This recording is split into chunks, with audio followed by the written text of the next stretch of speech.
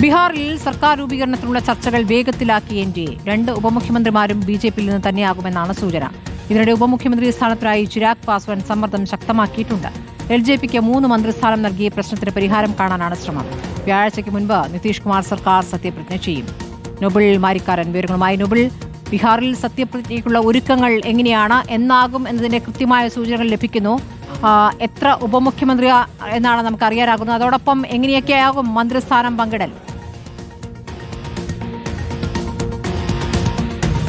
സ്മൃതി, ബീഹാറിൽ എൻഡിഎ അതിവേഗം സർക്കാർ രൂപീകരണ ചർച്ചകൾ മുന്നോട്ട് കൊണ്ടുപോവുകയാണ്. 19, 20 അതായത് ബുധൻ വ്യാഴം ദിവസങ്ങൾ സത്യപ്രതിജ്ഞ ഉണ്ടാകാനുള്ള സാധ്യതയാണ് ഇപ്പോൾ കണ്ടുവരുന്നത്. വ്യാഴാഴ്ചയ്ക്ക് മുമ്പ് എന്താണ് സത്യപ്രതിജ്ഞ നടക്കും എന്ന് എൻഡിഎ വൃത്തങ്ങൾ ഇപ്പോൾ സൂചന നൽകുകയും ചെയ്യുന്നു. പ്രധാനമായും മുഖ്യമന്ത്രി സ്ഥാനത്ത് നിതീഷ് കുമാർ തന്നെയാവും ഉണ്ടാവുക. 2 ഉപമുഖ്യമന്ത്രിമാർ തന്നെയാണ് ഈ മന്ത്രിസഭയിൽ ഉണ്ടാവുക എന്ന വിവരമാണ് പുറത്തേക്ക് വരുന്നത്. 2 ബിജെപിക്ക് തന്നെ ആകാനാണ് സാധ്യത ഇക്കത്തിൽ കൽപ്പിക്കപ്പെടുന്നത്. പ്രധാനമായും നേരത്തെ മുൻ ഉപമുഖ്യമന്ത്രിമാരായിരുന്നു സാമ്രാട്ട് ചൗധരി, അതോടൊപ്പം തന്നെ മറ്റൊരാൾ ഇതുപോലെ വിജയ് സിൻഹയും. ഇതിൽ സാമ്രാട്ട് ചൗധരി നിലനിർത്തി വിജയ് സിൻഹയെ മാറ്റാനുള്ള സാധ്യതയാണ് ഇപ്പോൾ കണ്ടുവരുന്നത്. പകരം ബിജെപിയിലെ തന്നെ പ്രധാനപ്പെട്ട നേതാക്കളായ രജനീഷ് കുമാർ, ഒപ്പം നിതിൻ നവീൻ, അതോടൊപ്പം മംഗൽ പാണ്ഡെ എന്നീ 3 പേരുകൾ സജീവമായി തന്നെ പരിഗണിക്കുന്നു. എൽജെപിയുടെ നേതാവ് ചിരാഗ് പാസ്വാൻ സജീവമായി തന്നെ ഉപമുഖ്യമന്ത്രി സ്ഥാനത്തിന് വേണ്ടി രംഗത്തുണ്ട്. ഇന്നലെ അദ്ദേഹം നിതീഷ് കുമാറുമായി കൂടിക്കാഴ്ച നടത്തിയിരുന്നു. പക്ഷേ എൽജെപിക്ക് ഉപമുഖ്യമന്ത്രി സ്ഥാനം നൽകേണ്ടതില്ല എന്ന തീരുമാനം ബിജെപിക്കകത്ത് ഉണ്ട് എന്ന് അറിയാൻ കഴിയുന്നത്. നിതീഷ് കുമാറും അതിനൊരു പച്ചക്കൊടി പ്രത്യേകിച്ച് ഇത്തരത്തിൽ പാസ്വാൻ അദ്ദേഹത്തെ കാണാൻ വന്നപ്പോഴും നിതീഷ് കുമാറും വേണ്ട പിന്തുണ അദ്ദേഹം നൽകിയില്ല എന്ന വിവരമാണ് പുറത്തേക്ക് വരുന്നത്. അങ്ങനെയാണെങ്കിൽ 3 മന്ത്രിസ്ഥാനം നൽകി എൽജെപിയെ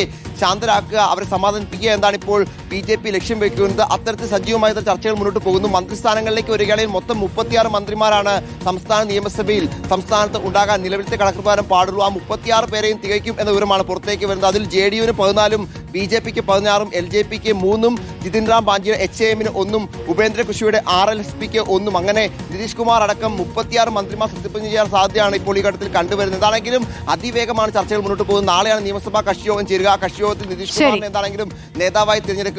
MLA-മാരുടെ പട്നയിലേക്ക് എത്താനുള്ള നിർദ്ദേശം ഇതിനോടൊപ്പം തന്നെ നൽകുകയും ചെയ്തു. മറ്റ് കാലതാമസം ഈ സർക്കാർ രൂപീകരണത്തിൽ വേണ്ട എന്താണ് ബിജെപിയുടെയും ഒപ്പം JDUവിന്റെയും നിലപാട്. സ്മൃതി.